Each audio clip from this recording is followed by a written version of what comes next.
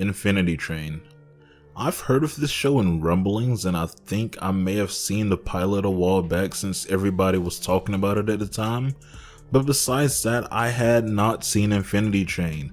No trailers, no reactions, no reviews. How does this series have 4 seasons already? Infinity Train is an anthology series created by Owen Dennis. Wikipedia told me that Owen Dennis was a writer and storyboard artist for regular shows, so hearing that does get me really excited for the series. With it being an anthology series, that means each season will be following a different character, and honestly, that is the thing I'm worried about the most, because how will they make me care for each character as much as the previous one? The story is about people going through these problems, and those problems are getting worse and worse until the point where a train appears, and for some reason each time the person actually gets on the train. The Infinity Train is the journey that they will be going through to get their problem solved. So let's go ahead and get into my opinions and problems with each season of Infinity Train. Come along with me on this journey. The story of Tulip. I almost don't know what to say about this. It's very crazy that we just got a whole perfect story in 10 episodes. Like, a lot of these shows that I look at, I'm not really sold on the show in the first episode, but this one, I was sold immediately in the first episode. They gave us drama. They gave us, like, you had a good, like, setting up stuff into the actual Infinity Train. It was perfect. The perfect first season to this wide mystery of this, like, Infinity Train. You know? The story starts us off by introducing us to Tulip, who's this coder, gamer girl, wants to be the creator of Galaga, it looks like. But she's going through this rough patch currently because her parents are going through a divorce. And she doesn't know how to take it. She feels like she's being, not necessarily deflected, I guess. She feels like she's not being heard. She feels like everybody else is, you know, just kind of forcing these things on her. She feels like she's alone in this situation and they're not thinking about how she would feel in this situation. Which is something that some kids do go through. A lot of kids go through divorce. Luckily, I haven't had to deal with that, but this is something that a lot of kids really go through. So they have to give her the news that they can't take her to camp, and this bothers her a lot because it's just like that one nail in the haystack that it just breaks everything down. That one nail in the coffin, it just that one hump that broke the camel's back. It's that one thing that broke her, and she just has to go. She has to go, and that's what she does. She leaves off to try to go to camp by herself. 300 miles she tries to go off and do by herself, which she cannot do, obviously. But this train appears out of nowhere. This Infinity Train appears out of nowhere. I don't know why it has the name Infinity Train at this moment, but we'll figure it out while the story continues, and the story did continue. It turns out it's called the Infinity Train because it has an, not necessarily infinite amount, there is a finite amount, but like train cars can continue to be made, so in theory there can be an infinite amount of cars with different worlds and different things within these worlds. It's very interesting. It's very weird as well. I want to know the mystery behind that. That's the one thing we didn't get an answer to in here, is the mystery behind the Infinity Train and the creator of the Infinity Train. That's the one thing we don't have an answer for yet. Once she got into this world, she had a number on her hand. I think it was 114, 115, and I, as long as with the character as well, was trying to figure out the reason behind a number and why it went down sometimes, and it was quite difficult to figure out. You know, it went down sometimes, and sometimes it didn't go down for weeks on end. At first I thought it was like every 6 hours or so, but it turns out that it was based on character progression. That's what I think, at least. I know at the beginning it kind of went down every now and then, not necessarily tied to character progression. And I think the first time after it stopped going down for a couple of weeks, it went down after she was able to escape from this metallic spider looking thing. But everything else after that really tied with character progression and how her character developed into accepting everything that's happened in her life up to this point, including the divorce of her parents. So I don't know if that was originally the thing or if that just kind of what it tied down to eventually. It looks like every mistake you make along your life as well makes the number go up. So it really feels like it is tied to character progression in a sense. I don't know. I'm confusing myself while I continue talking. The story was her looking for the conductor of the train to try and get off, but at the same time being hunted down by this weird, cold-hearted robot-looking thing. But it turned out, oh my god, the conductor is the person robot thing that's after her, and she's been stuck on this train for months. It turns out it's somebody else who got stuck on the Infinity Train, and numbers are all over her body. She cannot get over the death of her husband. Jesus Christ, this story has gotten really dark out of nowhere, and she has to fight this older person to try and escape, to try and help out her friend who was turned into this beast and is going crazy. I don't know what to think. Jesus Christ, this wrapped up so nicely.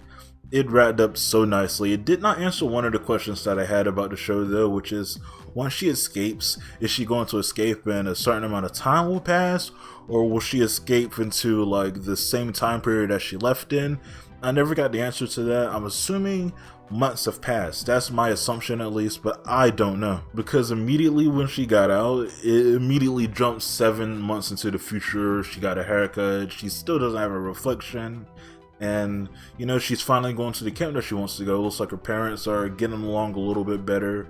They're able to not necessarily get back together, but they're working out over the divorce thing, and they're able to take Tulip whenever, you know, she wants to go with her father somewhere, or whenever she wants to go with her mother somewhere. It's turning out to be quite a fun journey, you know, and I think that's what the main theme of this show was about, this first season.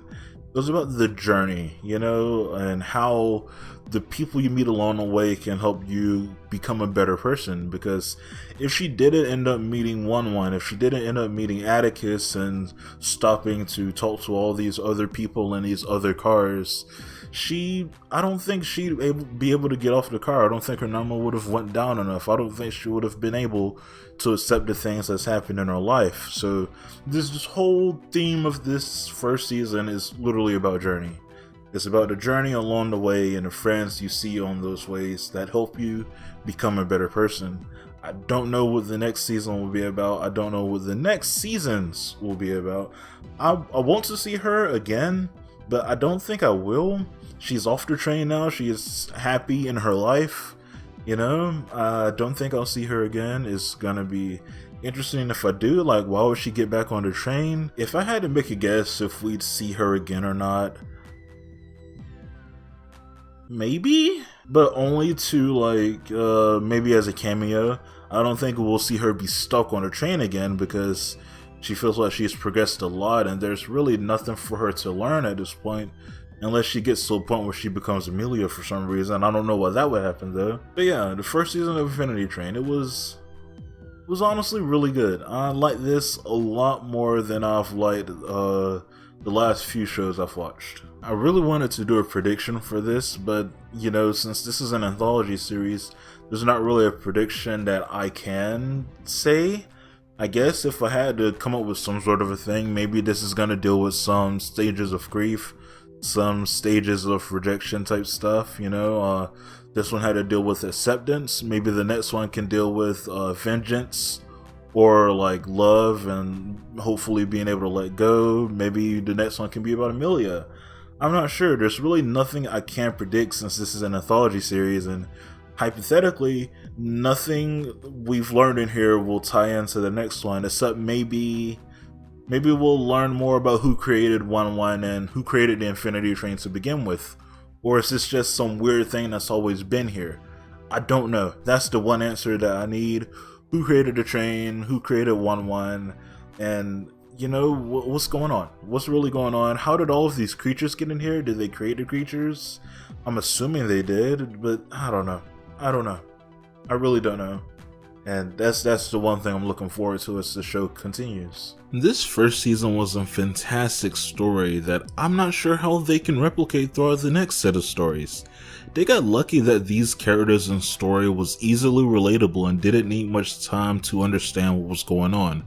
but how can they continue giving us different characters that I will relate to? I hope they didn't sort out online this by going through the story too quickly and the rest will just not hold up as well. The entire cast of Tulip, One and Atticus was the perfect cast of people to follow.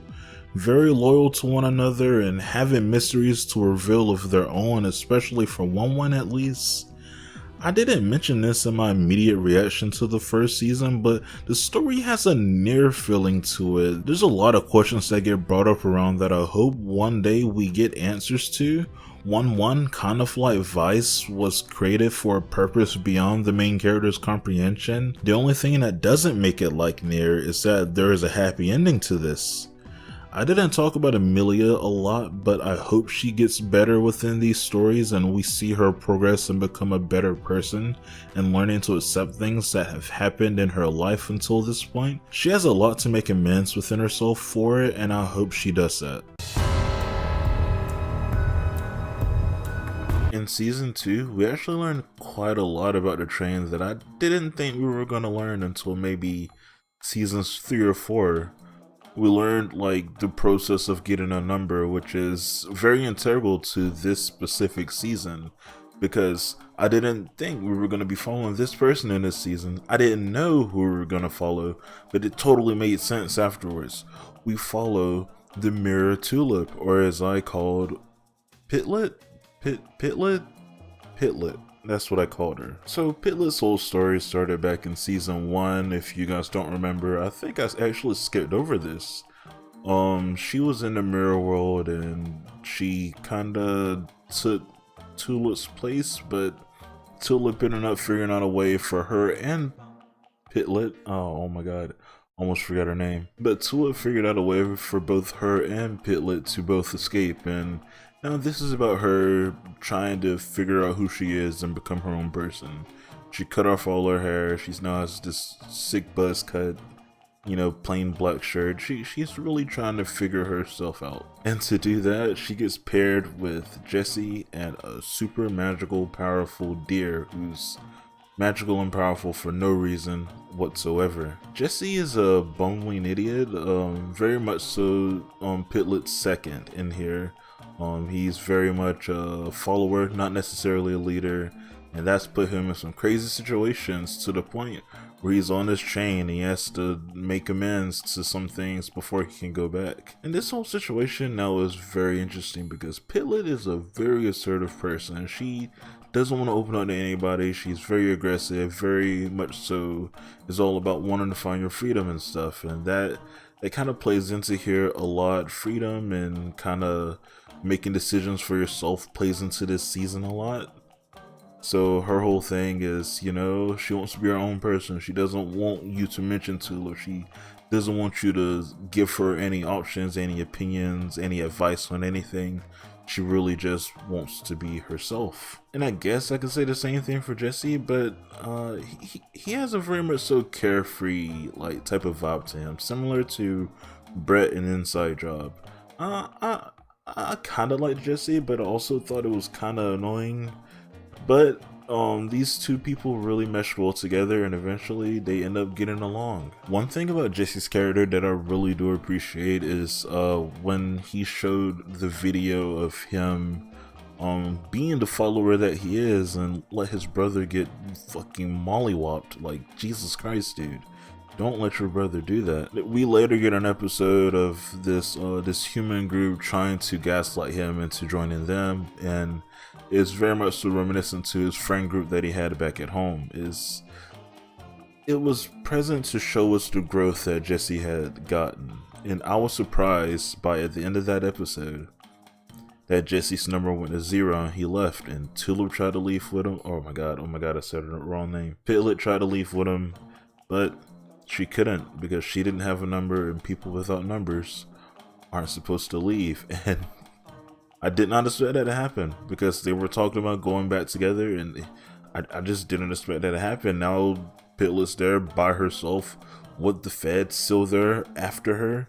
Jesus Christ, what is Pitlet gonna do now? I respect the fact that they chose a character that we were kind of familiar with, but not necessarily too familiar with. It made, because the one thing I was worried about was not relating to the next characters as much because we're just gonna get a new set of characters that we have no idea about. We don't know their story. We don't care for these people. But I actually did care for this person because this person is kind of sorta the same person that was a part of season 1, you know? I appreciate the themes throughout these seasons. The themes are just about finding yourself. The train, the Infinity Train, is literally just a mechanism for finding yourself and becoming a better person. I don't know how this became a thing. I don't know what the next stories are going to be about. This is what we should get in. We should get in predictions now. What can season 3 be about? And will season 3 also be about somebody who we've previously saw? If season 3 is about somebody we previously saw, I think it should probably be about some of the Apex members. Maybe the lady, I think her name was Grace. I think that's who the next season should be about. I don't know how she's going to get her number down to 0. I really don't know how she's going to get her number down to 0. But it's possible. Amelia would also be a really good character now that I'm thinking about it.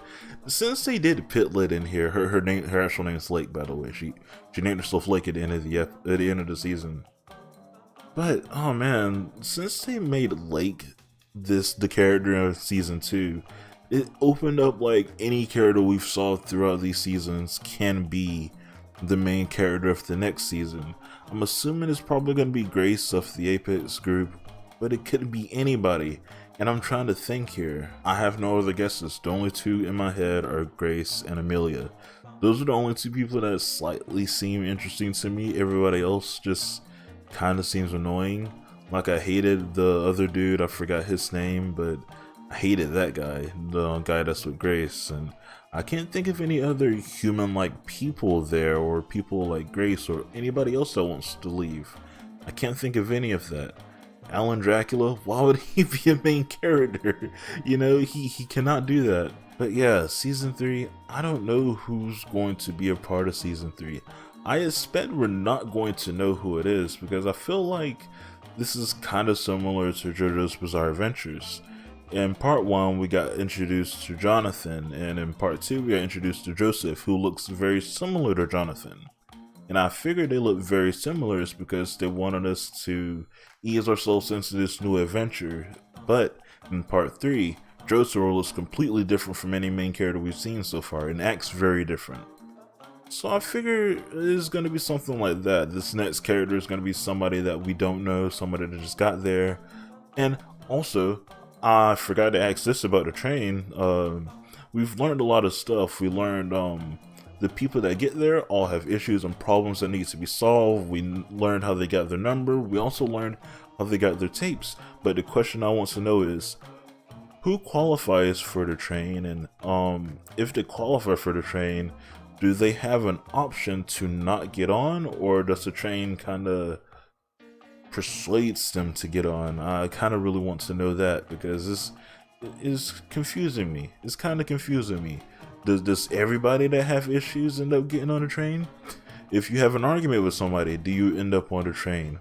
Well, if that's the case, why didn't Tulip's parents, mom or dad, end up getting on the train so they could work something out? Why was it Tulip who ended up getting on the train? I don't know. And why did none of Jesse's friends end up getting on the train? I'm trying to understand this, but it's just becoming very hard to understand the mechanisms and qualifications it takes for yourself to be on the Infinity Train, because I'm blowing my own mind right now. Is going crazy. Another thing I forgot to mention within this season is the robot with the mask that was following Tulip around within season 1 revealed itself to Lake to just be 1-1?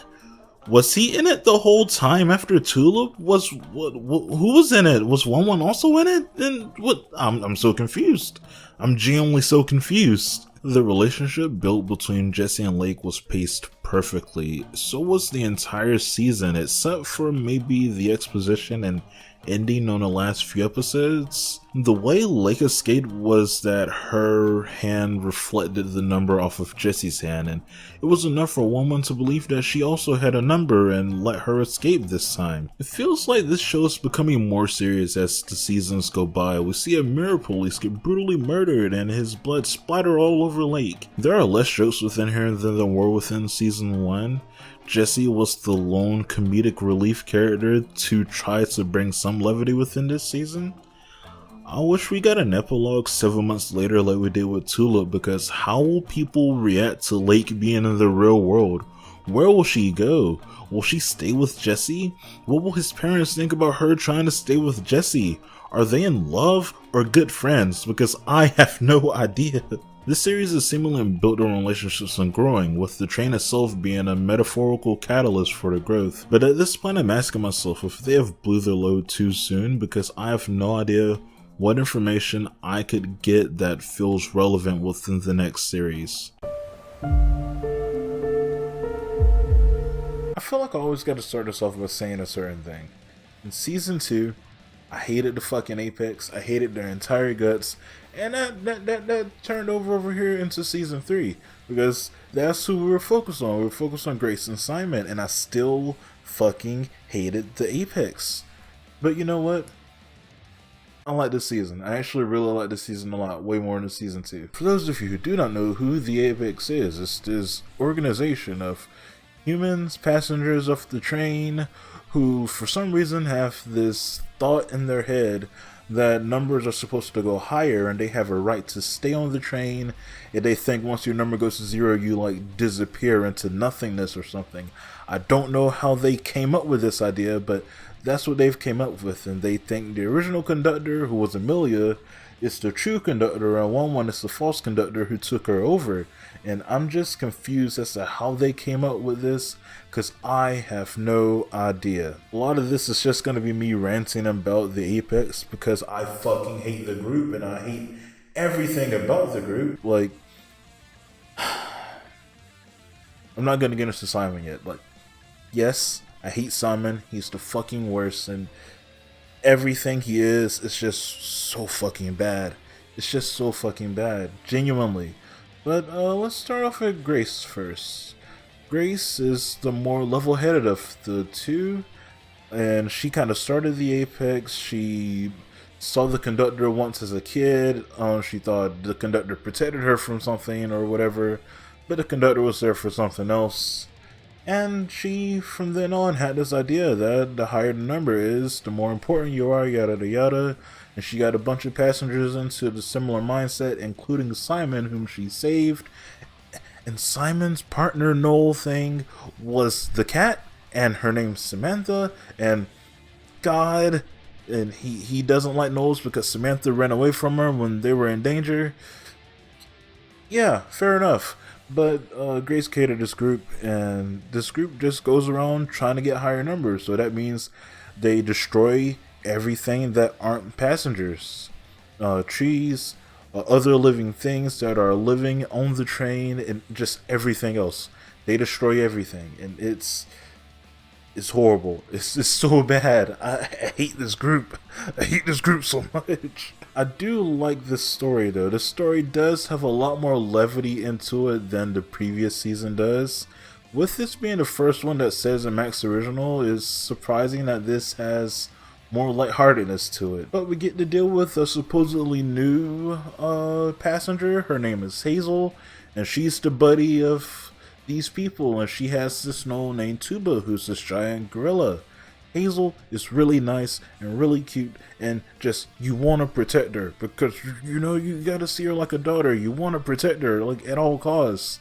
And that's what they wanted to do. They wanted her to join the Apex, but for some reason, you know, because he's a gnoll and she was attached to Tuba, they had to take Tuba with them, even though they didn't want to. And they hate Tuba because he's a gnoll. He's a living thing that was born on the train. Grace and Simon hated Tuba. They hated Tuba with all of their heart, but they decided to let Tuba tag along with them. I forget if Tuba's a he or she.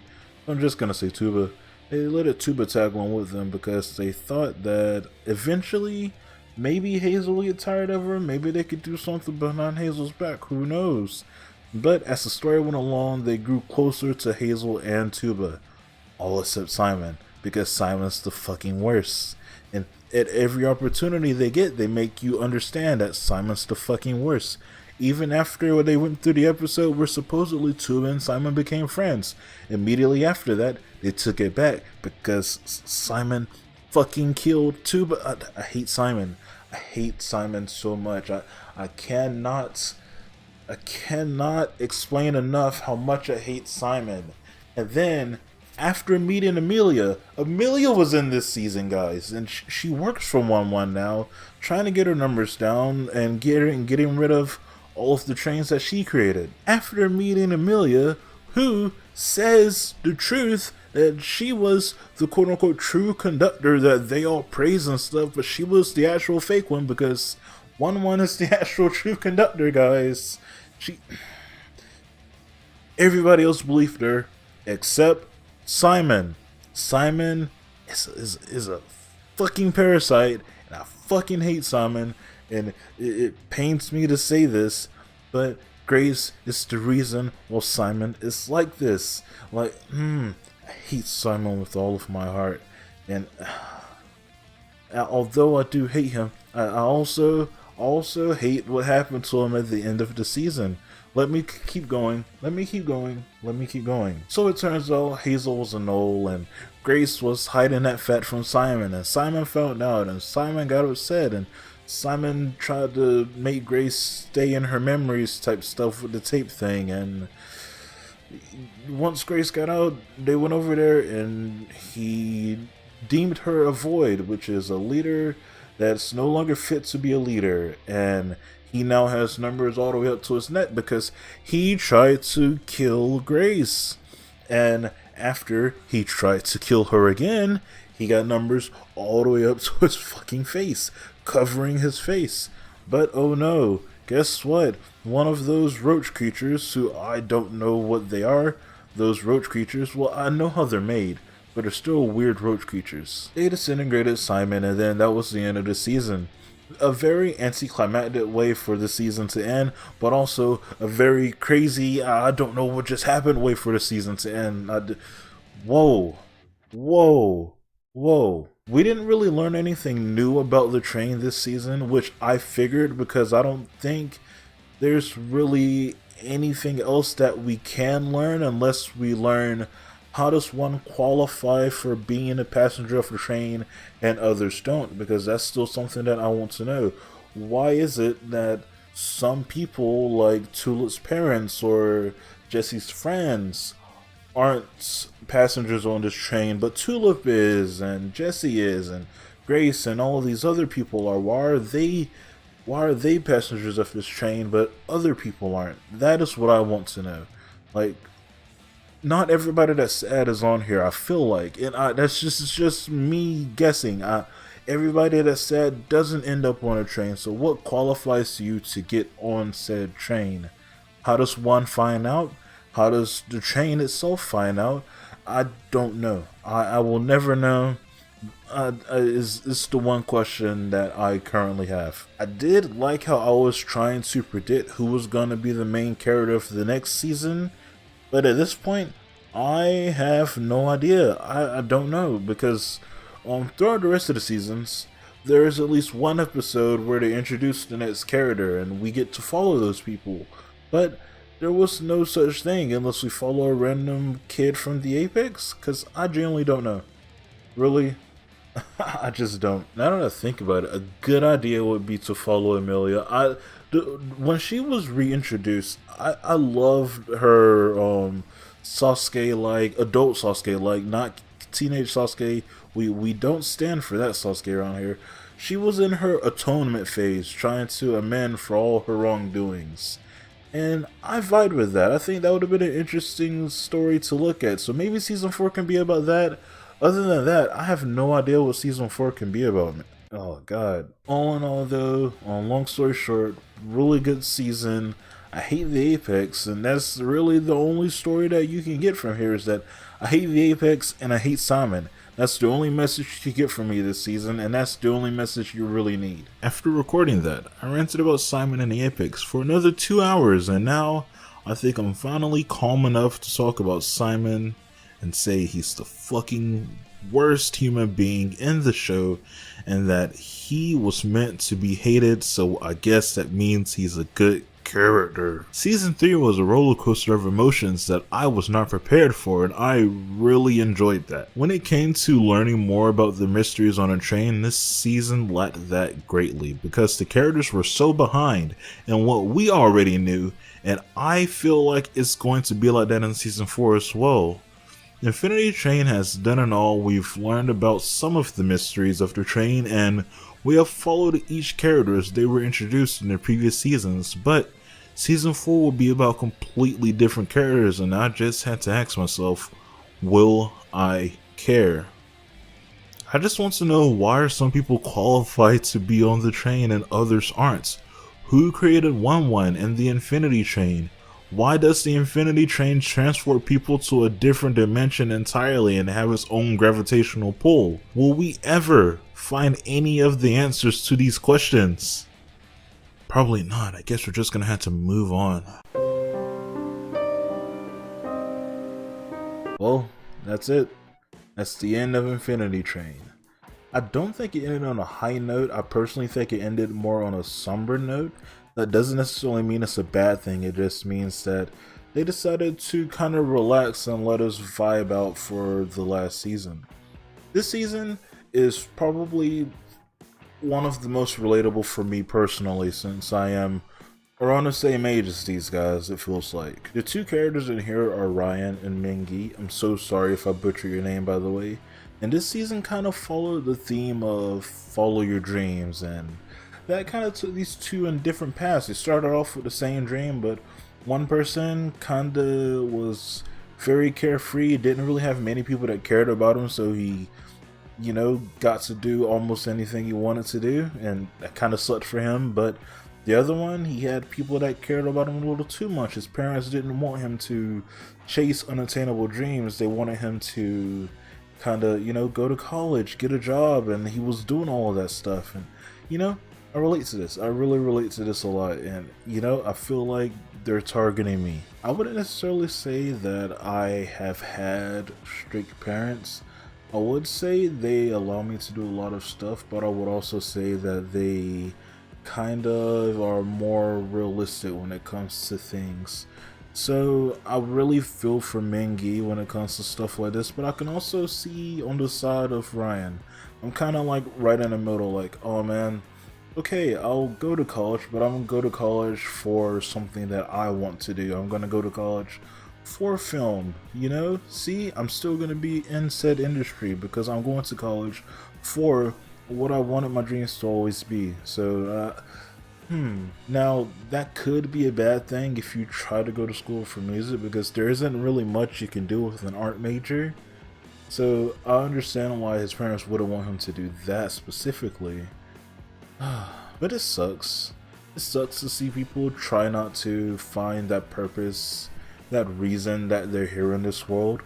Because if you're not living for you, what are you living for? I'm dead serious. Like, unless you have kids and you need to support your kids, and or in a situation where you are the sole provider, dude, follow your dreams and be who you want to be. That's, you know, small piece of advice from Papa Scoot. You know, small piece of advice from young Scooter over here, you know? So, they're going into this train for some sort of a consultation. Or is that the right word? I think it's the right word. They go into this train for some sort of a consultation because the way these two have been living so far, they're growing apart, little by little.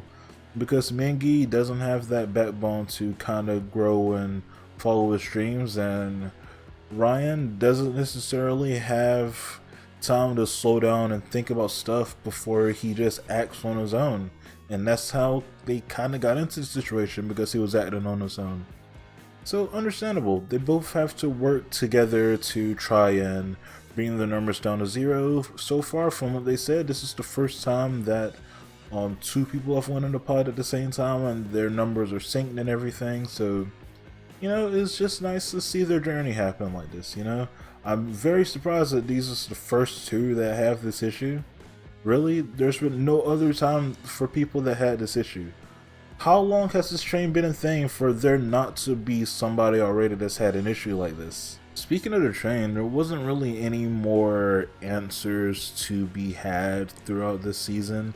I feel like since we switched over to being Max Originals now, even though they're still created by the same people, it feels like they took it through a different direction. Instead of giving us some more answers to said train, let's kind of just fall back and give the people more stories they can relate to. You won't necessarily have any more train stuff within season 3 and 4, but you know what? I do think, at least for season 4, the characters really make up for it. In season 3, I still don't like the Apex. I still hate Simon. I fucking hate Simon with all of my fucking heart, and I don't regret anything that's happened to him or anything I've said about him because I fucking hate Simon. The one question I do have about the train now that, you know, they're not gonna answer anything. The one question I do have is what happened at the end, like when Amelia and Juan kind of went in there and took off their boots and there was like, well, you guys are on your own now, and they kind of went outside and exploded. What was that about?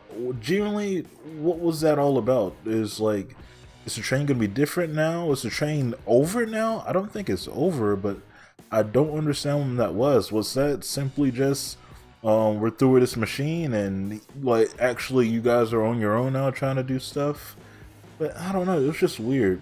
It was just like I understand that, you know, they've been helping them throughout this situation every now and then, but to do that was just kind of weird, you know? So I was really lost about what was going on after that point. I really like the fact that this was about music. Music feels like a very integral part to myself, to the world, and especially to cartoons. There always is some sort of a musical happening, probably thanks to Disney, but you know, all cartoons now try to release a song every now and then and kind of celebrate the fact that, you know, cartoons and music kind of go hand in hand, and this whole season kind of felt like that. You know, they were a band when they were younger and now they're not because their lives have split them apart.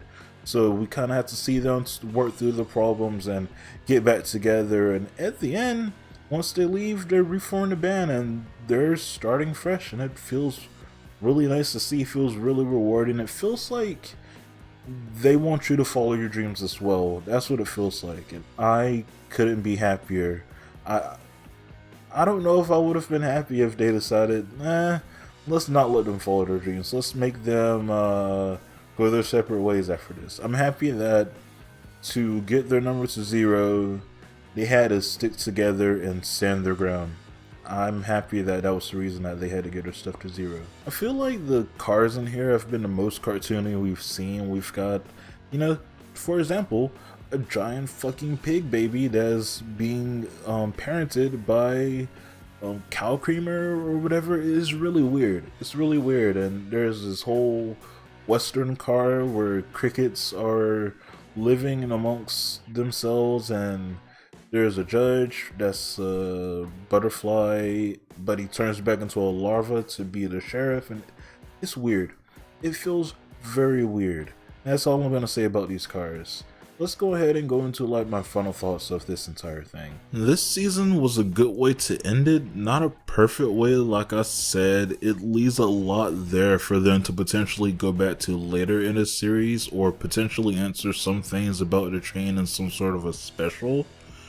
Being someone who questions a lot if he should be following his dreams or if I should just get a normal everyday job like everybody else, and this show really helps clear things and clear my head and tell me that it's okay to follow my dreams and not know what the future has in store for you. Everything will line up eventually. I feel like I've been on a journey throughout this entire series, you know? Every single time, I'm always like, I'm not going to relate to these characters. How are you going to introduce me to new characters every time and make me relate to them? But each time, I'm wrong because I just relate to these characters. I don't know how they did it, but each of these characters are always so relatable, except for the one-off people in the cars. I really don't care for the one-off people in the cars that much. From Tulip to Lake to Jesse and like, okay, I don't like the Apex team that much. I'm just gonna say it. I don't like the Apex team that much. But Hazel was cool in there, and I guess Grace was alright. And all the way over here to Mean and Ryan is just all really great, well-rounded characters who have problems and are trying to work through them that you can relate to, and I really enjoyed that. I just wish we had more answers about the train. That's the only thing I wish, and that's the only thing I'm always going to wish, is that, you know, where did the train come from? How were they in a pocket dimension? Is this just some sort of a metaphor for something? But it's not a metaphor, because they actually disappear for X amount of years. Grace and Simon came into the car as kids, and they were adults before, you know, I don't even know if Grace left. Simon died. So I don't even know if Grace will ever leave, you know? Maybe she'll get the number down to 0 eventually, but we didn't see that. Simon died. How is his parents going to react to this? You know what I'm saying? There's just a lot of questions that they didn't answer that I hope maybe gets answered in a later special, or like, you know, maybe in comic form, or maybe there's interviews I can watch for some answers of something. But I just feel like there's a lot of potential that was left on the floor that they did not want to touch. They just didn't want to touch it. And the show's still good, so I mean, it's fine that they didn't, but it would have made the show outstandingly great if they got around to answering the questions that's been rumbling through my head for the entire series. They started off great with season 1 and 2, answering a few questions about the train every now and then. But 3 and 4, once they switched to Max Originals, I feel like they were more about telling relatable stories. This series was a lot better than I thought it would be coming in. Like I mentioned at the beginning, I remember looking at the pilot when it first came out, but I don't remember feeling any sort of way about it, and now I'm in love with the series. Great mini-series like all 4 seasons of this and Over the Garden Wall really makes me think I missed a good portion of really good cartoons that I just wasn't looking into at the time. I don't know if there's another Cartoon Network series that can do this for now, but there are plenty of other series everywhere, specifically some shows that are on Disney that I haven't watched after the release of Gravity Falls. So there's still a lot to look forward to. I hope you enjoyed this video and really enjoyed this series as well. Tell me what you think about the show, but that's basically it. Like I said, I really hope you enjoyed this. Like, comment, subscribe, please comment. I really like looking at comments, and yeah. Goodbye.